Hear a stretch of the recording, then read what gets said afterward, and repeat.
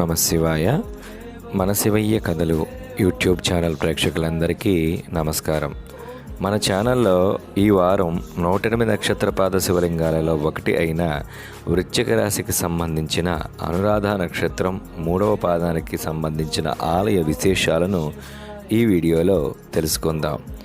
కోనసీమ జిల్లా పెనపల్ల గ్రామంలో ఉన్న శ్రీ పార్వతీ సమేత నీలకంఠేశ్వర స్వామి వారి ఆలయం అనురాధ నక్షత్రం 3వ పాదం వారికి సంబంధించిన 108 నక్షత్రపాద శివలింగాలలో ఒకటిగా భీమపురాణంలో చెప్పబడింది. ఈ ఆలయ విశేషాలు మనం తెలుసుకునే ముందుగా ప్రేక్షకులందరికీ చిన్న మనవి. ఈ వీడియోలో అర్చక స్వామి వారి పేరు, ఫోన్ నెంబరు ఇవ్వడం జరిగింది.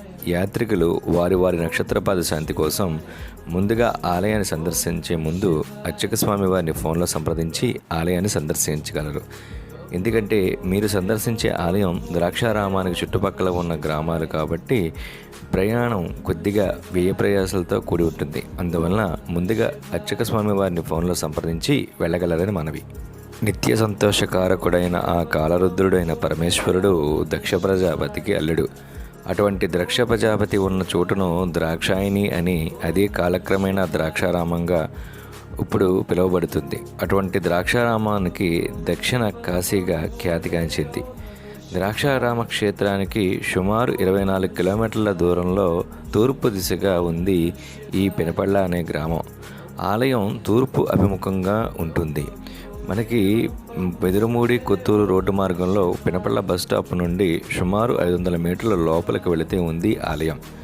పెనపళ్ళ గ్రామంలోని శ్రీ పార్వతీ సమేత నీలకంఠేశ్వర స్వామి ఆలయం చాలా ప్రాచీనమైనది.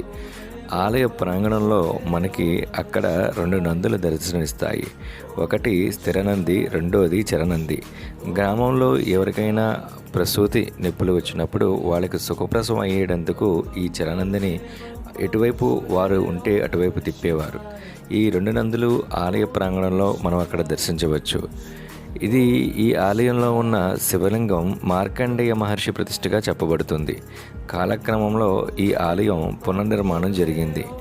ఆలయ ప్రాంగణంలో ధ్వజస్తంభం, ప్రధానాలయం మనం దర్శించవచ్చు. ముఖమండపంలో ఉన్న ఈ నందీశ్వరుడు లోపలికి వెళితే మనకి అంతరాలయంలో దేవతా విగ్రహాన్ని మనం దర్శించవచ్చు. ఆలయ గోపురంపై నటరాజస్వామి, దక్షిణామూర్తి మొదలగు వివిధ దేవీ దేవతల విగ్రహాలు మనం దర్శించవచ్చు. అంతరాలయంలో గణపతి, సుబ్రహ్మణ్యేశ్వర స్వామి ఇరువైపులా కూడా స్వామివారికి కొలువై ఉన్నారు. కుడివైపు విఘ్నేశ్వర స్వామి, ఎడమవైపు కుమారస్వామి స్వామివారి ముందు మనం అక్కడ దర్శించవచ్చు. ముఖ మండపంలో నందీశ్వరుని చూసి లోపలికి వెళ్ళిన తర్వాత తనయులిద్దరి మధ్యన మనకి శ్రీ నీలకంఠేశ్వర స్వామి లింగం దర్శనమిస్తుంది. స్వామివారి వామభాగం నందు శ్రీ పార్వతీదేవి కొలువుదీరి ఉంది. ఆలయం నందు ప్రతినిత్యం అర్చనలు, అభిషేకాలు, శాంతులు నిర్వహిస్తారు. స్వామివారి కళ్యాణం జ్యేష్ఠ శుద్ధ ఏకాదశి నాడు జరుగుతుంది. శ్రీ నీలకంఠేశ్వర లింగము అనురాధ నక్షత్రం 3వ పాదానికి సంబంధించినది. అనురాధ నక్షత్రం 3వ పాదం నందు జన్మించిన వారికి ఇక్కడ శాంతులు నిర్వహిస్తారు. కాకినాడ, రావులపాలెం బస్సులు కరప, మండపాట, గుమ్మిలేరు, కొత్తూరు సెంటర్ మీదుగా ఉంటాయి. కాకినాడ నుండి కొత్తూరు సెంటర్కు 52 కిలోమీటర్ల దూరం. కొత్తూరు సెంటర్ నుండి వెదురుమూడి, కొత్తూరు, పెనపళ్ళ మీదుగా బస్ స్టాప్ మీదుగా ఆటోలు ఉంటాయి. వీటి మధ్య దూరం సుమారు 3 కిలోమీటర్లు మాత్రమే. పెనపళ్ళ బస్ స్టాప్ నుండి పెనపళ్ళ గ్రామంకు ఆటోలు చాలా తక్కువగా దొరుకుతాయి. పెనపళ్ళ బస్ స్టాప్ నుండి పెనపళ్ళ గ్రామానికి సుమారు 1 కిలోమీటర్ దూరం ఉంటుంది. ఇప్పుడు స్వామివారి హారతి కార్యక్రమాన్ని వీక్షిద్దాం.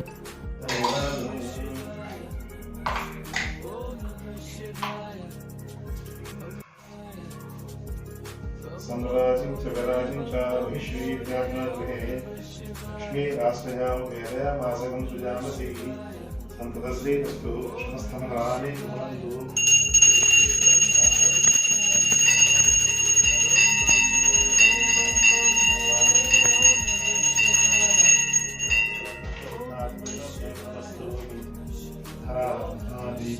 మాకు ఈ వీడియో చిత్రీకరణలో సహాయ సహకారాలు అందించిన శ్రీ కేకే మంగాపతి గారికి ప్రత్యేక కృతజ్ఞతలు తెలుపుకుంటూ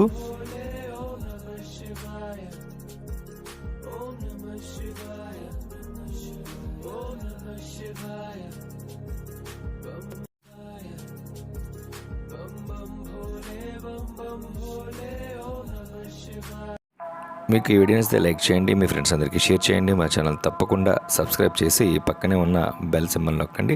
తిరిగి వచ్చే వీడియోలో మళ్ళీ కలుద్దాం. నమస్కారం.